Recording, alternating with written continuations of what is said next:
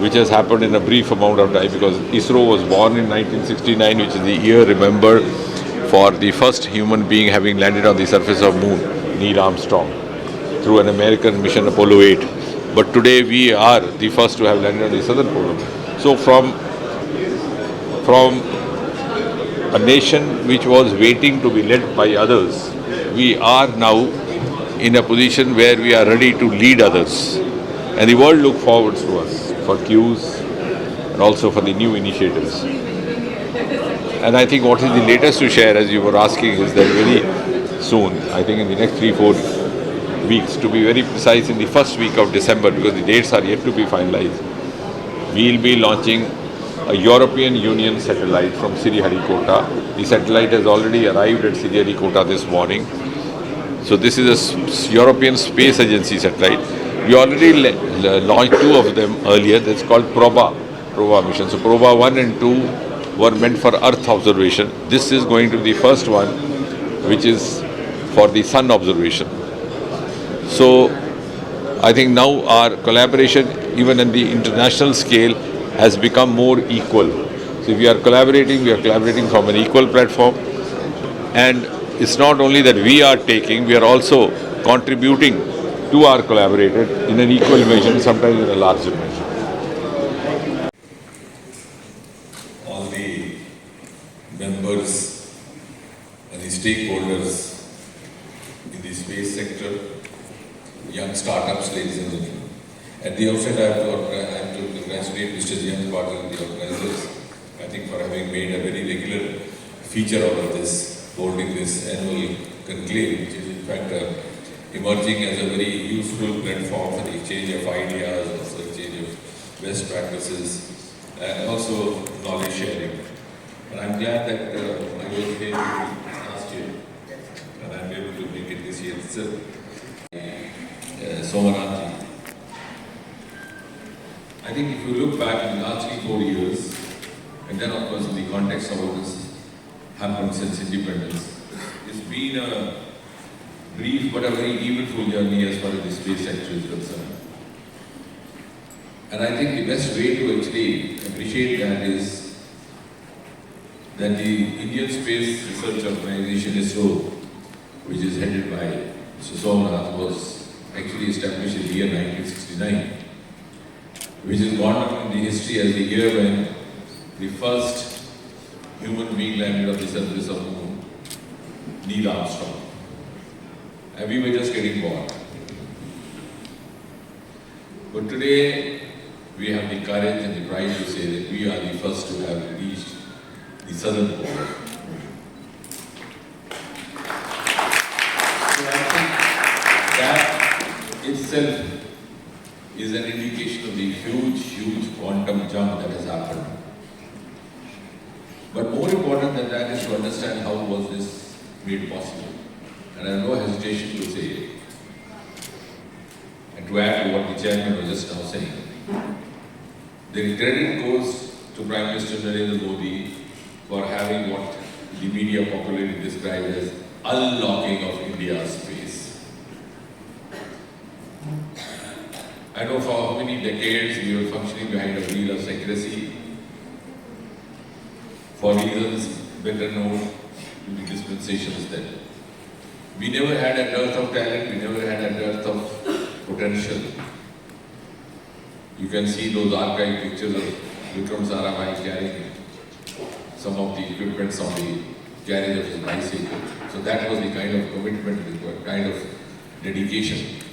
But possibly what was lacking was a kind of an enabling milieu which is expected from the policy makers of the country, from the ruling dispensation, from the political dispensation. And that happened after Prime Minister Modi came in. And I think that's what has made the difference. And when we put it across to him that we had to move forward from where we were, he did what was almost unimaginable, because most of us in India had got conditioned to accept that this was going to be the norm. You couldn't even peep inside the gates of Sriharikota. If you did that, there would be a police report lodged against you. But Prime Minister Modi, as he is known to have the courage and the courage of conviction to take out-of-box decisions. He allowed us to open it to the private participation, and the miracle that has happened just in 3 or 4 years was demonstrated before you in the form of these award winners. So this event of award distribution or felicitation of these young entrepreneurs or young startups would not have been possible if the space sector had continued to function in the manner it was made to continue for 6-7 decades. And today, while I said there's a quantum jump, we were just about 1-digit startup in the space sector till about 3 or 4 years now. We're now over 300. And today, the chairman has the courage to commit before this learned audience that we'll multiply our economy 5 times. So that confidence, that esteem has come from the policy change, the paradigm shift that has happened in our approach towards the space sector. 2% could be 10%, as he said, with just over 80 billion. We could be going up 8 billion going up 5 times more, etc. And therefore contributing not only to the overall economy of the world per se, but also to the future growth of India's economy. And when I say so, the importance of that lies in the fact that today we relish the target, the dream of Viksit Bharat 2047. You heard Prime Minister reiterating that so many times, all of us looking forward to that goal. But have we asked ourselves how is the value addition going to come from? So when most of the other sectors have either got saturated or contributed enough, those are the sectors which have been either unexplored or underexplored would come to add the value to carry India. It came from fragile 5 to top 5 and 4 and 3 and then to number 1. So this is one sector which was underexplored. And now it's started receiving the kind of attention that it deserves. Of course, the other sectors also, like the marine sector, I'm glad that I'm associated with that ministry also. The first time we are going to explore the enormous wealth lying in the seabed in the form of deep sea mission. And most importantly, I think it's also important for us because ultimately if the ultimate aim of science is to bring ease of living in the life of a common man, and the often asked question in some of the cynical quarters is, what do you achieve by sending the rockets up the space? But I want to just reiterate, because that often slips our notices, that I think India has created a role model of using space sector in virtually every sector of development, every infrastructure, which I think no other country in the world has done.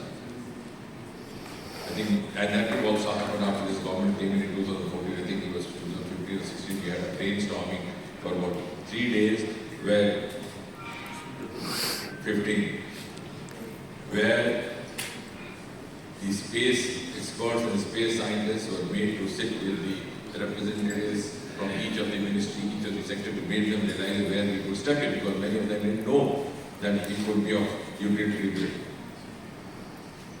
And the outcome of that is that today, space sector is contributing hugely to smart city program, to the building of highways. We have 40% increase in the construction of highways ever since Prime Minister Modi came in. This has happened because we have used these technologies.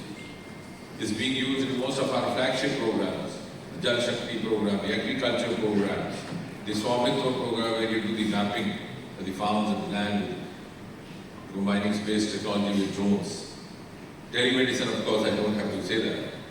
So virtually every sector in India is using space technology today. That has not only given esteem to space technology, but has also produced before the world a model of how space sector could be used much beyond just sending up the rockets. That's just one component. And the budget is very small, actually, of our Chandrayaan and most of the other missions. Whereas the enormous revenue that is being generated by utilizing space technology in the other sectors is much more. The saving done, the time limits reduced. So if you are spending A amount in launching a rocket, you are saving twice that by using space technology, thrice that, or many-fold that by using it optimally in the other sectors. And therefore, I think the credit also goes to some of the brilliant brains sitting over here. The space sector, the liberal collaboration, the private sector and the public sector is in fact a success story for India, which could be emulated. I'm glad, as is being said by Mr. Jain, could be emulated by other sectors as well.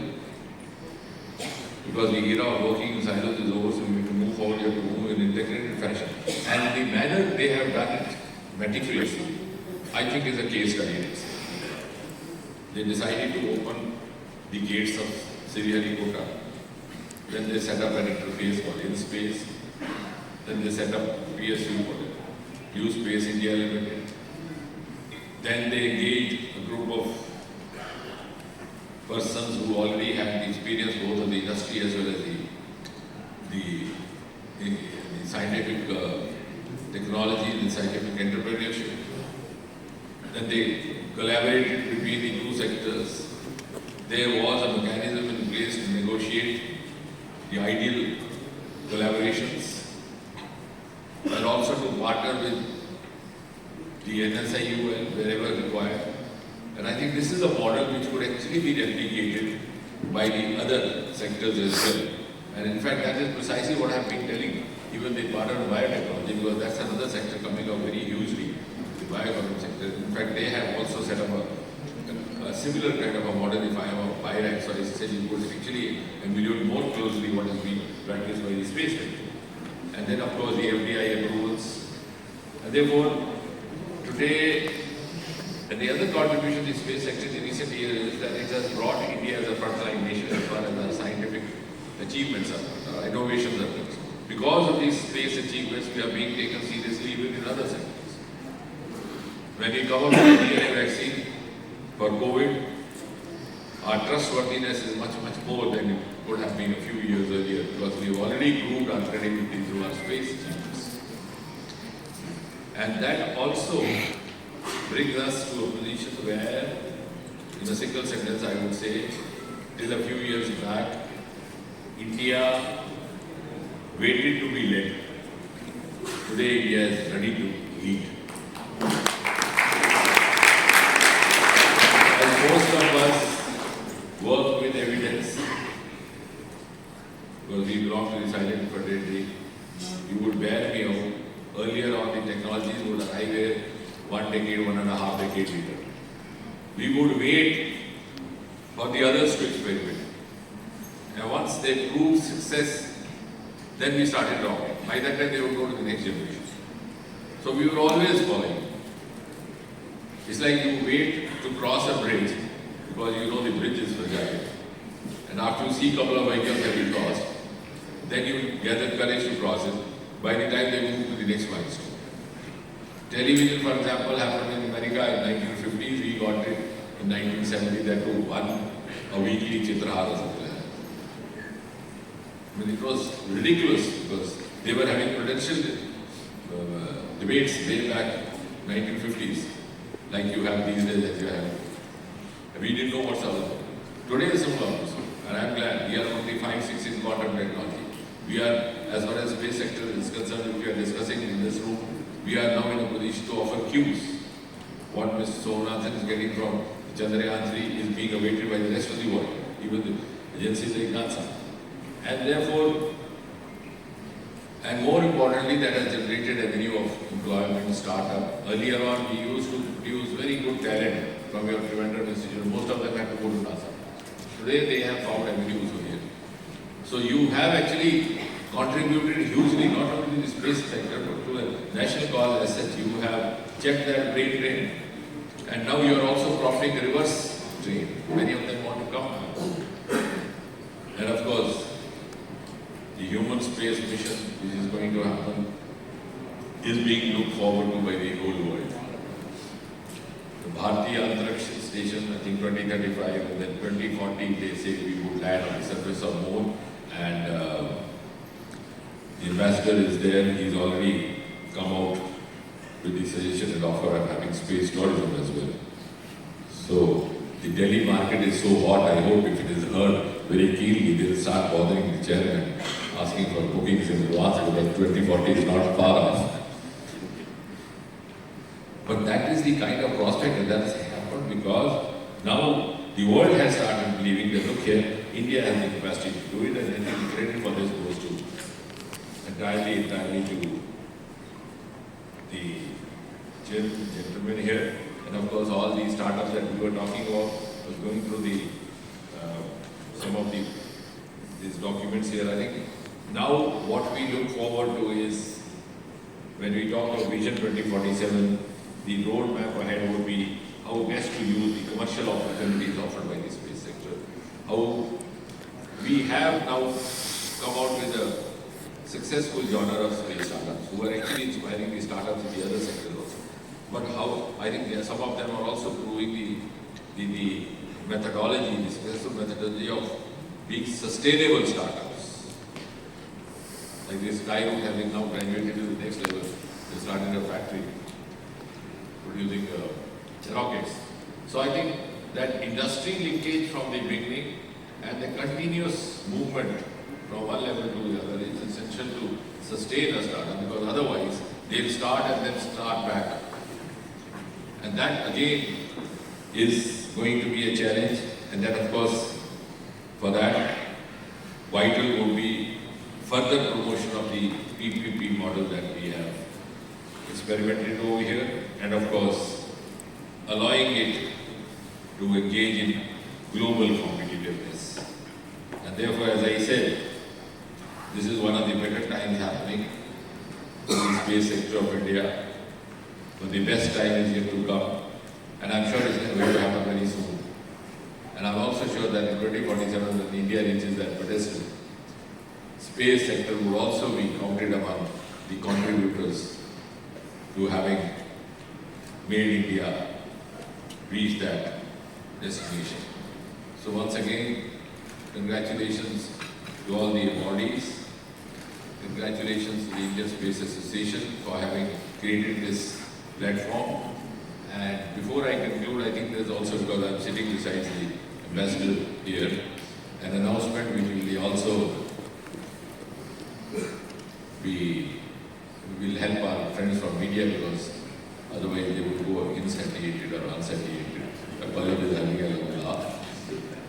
Just want to announce that India is going to launch European Space Agency satellite next month.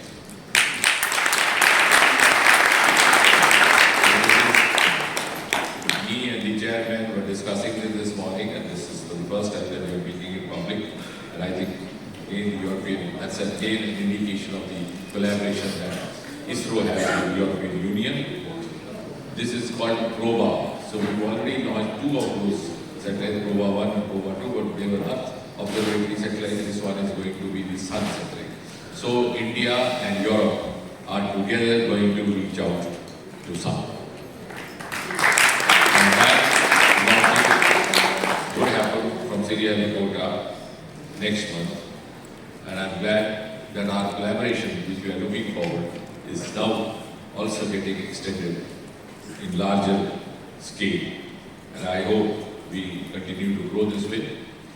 Congratulations, Ambassador. And we look forward to a greater collaboration in the times to come. Thank you very much.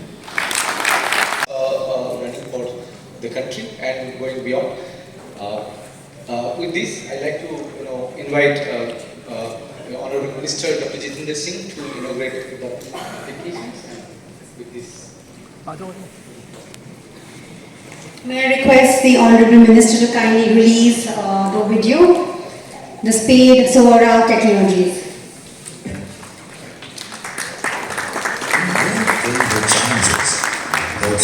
Thank you, sir. The ability to see clearly is crucial. Imagine having a tool that lets you access, visualize, and comprehend remotely sensed data in near real time. The need for timely and accurate information has always been critical. Introducing SPADE, your gateway to a universe of satellite data and analysis. With SPADE, You can access high-resolution, multi-sensor satellite data anytime, anywhere, putting unparalleled power at your fingertips. Spade revolutionizes satellite tasking, data access, and analysis, harnessing the capabilities of multiple satellite constellations having 250 plus sensors.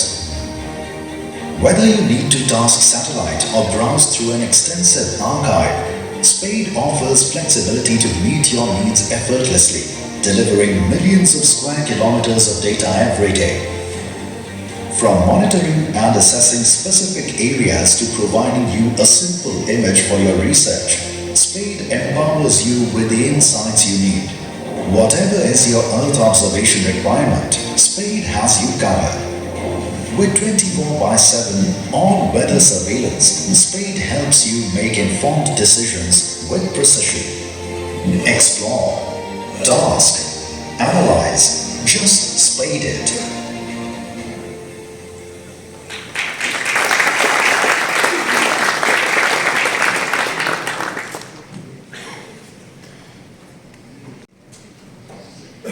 Let us now celebrate excellence.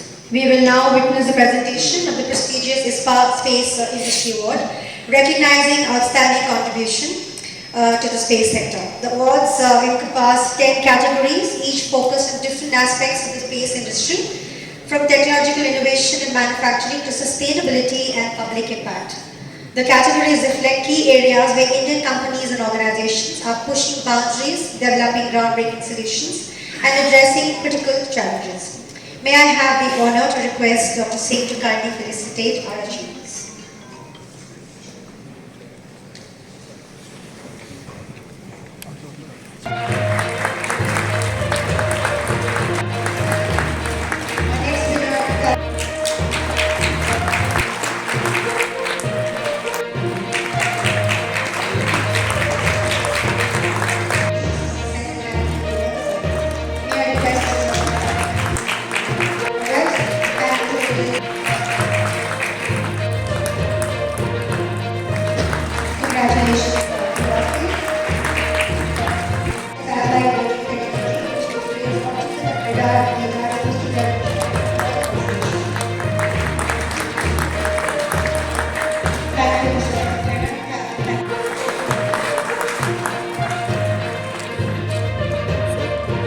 Look here.